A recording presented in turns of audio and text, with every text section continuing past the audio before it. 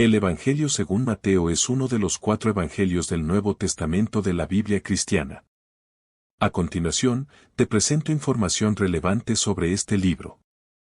Autor y contexto histórico. Tradicionalmente se atribuye a Mateo, uno de los 12 apóstoles de Jesús, quien era un recaudador de impuestos antes de seguirlo. Sin embargo, la autoría real es debatida por los estudiosos. Fue escrito probablemente entre los años 70 y 90 después de Cristo, aunque algunos proponen fechas más tempranas. Se cree que Mateo fue redactado en un contexto judío-cristiano, posiblemente en Siria o Palestina, y dirigido a una audiencia judía que seguía a Jesús como el Mesías prometido. Propósito. El Evangelio tiene como objetivo demostrar que Jesús es el Mesías anunciado en las Escrituras hebreas, el Antiguo Testamento. Por ello, Mateo cita numerosas profecías del Antiguo Testamento para establecer esta conexión. Temas principales. Jesús como el cumplimiento de las profecías. Mateo utiliza frecuentemente frases como esto sucedió para que se cumpliera lo que dijo el profeta. El reino de los cielos se menciona repetidamente y es un tema central en la enseñanza de Jesús. Ética del reino. En el Sermón del Monte, capítulos 5 a 7, Jesús presenta principios éticos y espirituales fundamentales. La identidad de Jesús se enfatiza como Hijo de Dios, Rey y Salvador. Estructura y contenido. Mateo se divide en narrativas y discursos importantes. A continuación, un esquema general. Genealogía y nacimiento de Jesús, capítulos 1 a 2. Mateo traza el linaje de Jesús desde Abraham y relata su nacimiento virginal. Preparación para el ministerio, capítulos 3 a 4. Juan el Bautista, el bautismo de Jesús y la tentación en el desierto. El Sermón del Monte, capítulos 5 a 7. Enseñanzas éticas y espirituales como las bienaventuranzas y la oración del Padre Nuestro. Milagros y autoridad de Jesús, capítulos 8 a 9. Relatos de sanaciones, exorcismos y control sobre la naturaleza. Discurso sobre el discipulado, capítulo 10. Jesús instruye a los apóstoles sobre su misión.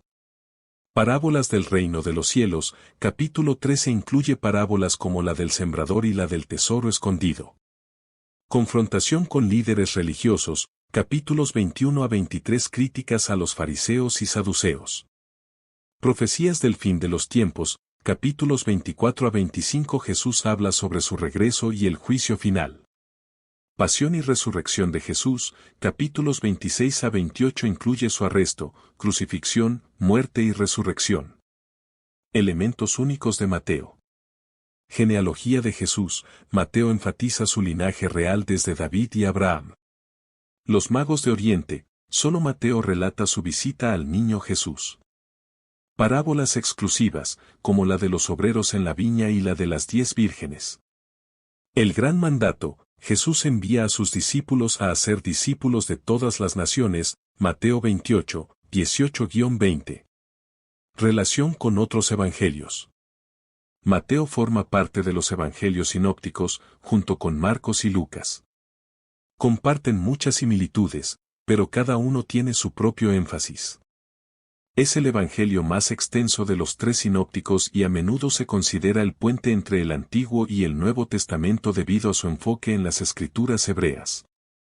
El contexto judío-cristiano de Mateo.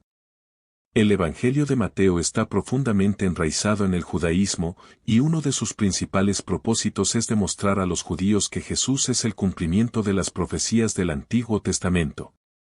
Se evidencia en su lenguaje y referencias a costumbres judías, que no siempre se explican, asumiendo que el lector ya las conoce. Mateo resalta la continuidad entre la ley de Moisés y las enseñanzas de Jesús, mostrando a este último como el nuevo Moisés. Por ejemplo, el Sermón del Monte puede interpretarse como una nueva entrega de la ley. Comparación con Moisés. Mateo traza paralelismos entre Jesús y Moisés, presentando a Jesús como un líder y profeta que supera a Moisés. Ambos sobreviven a un decreto de muerte en su infancia, Herodes y el faraón. Moisés dio la ley en el monte Sinaí, Jesús expone la ley del reino en el Sermón del Monte. Moisés lideró al pueblo de Israel hacia la libertad, Jesús libera al pueblo de su esclavitud espiritual. Estructura literaria distintiva. El Evangelio está organizado en 5 grandes discursos o bloques de enseñanzas que algunos estudiosos relacionan con los 5 libros de la Torá: Génesis, Éxodo, Levítico, Números y Deuteronomio. Estos discursos son: el Sermón del Monte, capítulos 5 a 7, principios del reino de los cielos. Instrucciones para los discípulos, capítulo 10, misión y persecuciones. Parábolas del reino, capítulo 13, naturaleza y desarrollo del reino. Discurso sobre la vida en comunidad, capítulo 18, relaciones entre los creyentes. Profecía sobre el fin de los tiempos, capítulos 24 a 25, juicio final y la segunda venida de Cristo. Cada sección narrativa suele culminar con la frase: cuando Jesús terminó de decir estas palabras, marcando el fin de un discurso. Jesús como el Mesías sufriente y el Rey glorioso. Mateo enfatiza la doble naturaleza de Jesús como el Mesías esperado, tanto en su humildad como en su gloria. Es presentado como el Hijo de David, un título mesiánico que subraya su derecho al trono. Al mismo tiempo, Jesús redefine la idea de Mesías al centrarse en el servicio, el sacrificio y la obediencia a Dios. Su entrada triunfal en Jerusalén, Mateo 21, cumple la profecía de Zacarías 9:9, destacando que su reinado es de paz y humildad. Énfasis en el discipulado. Mateo es único en su enseñanza sobre lo que significa ser discípulo. Insiste en la necesidad de obedecer las enseñanzas de Jesús, no solo escucharlas. Mateo 7, 24-27. Los discípulos deben vivir de acuerdo con una justicia superior a la de los fariseos. Mateo 5:20. Se subraya el costo del discipulado. Seguir a Jesús implica cargar la cruz, abandonar bienes materiales y estar dispuesto a enfrentar oposición. Mateo 16, 24-25.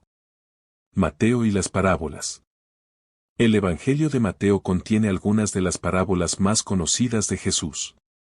Estas historias son alegóricas y enseñan verdades espirituales sobre el reino de los cielos.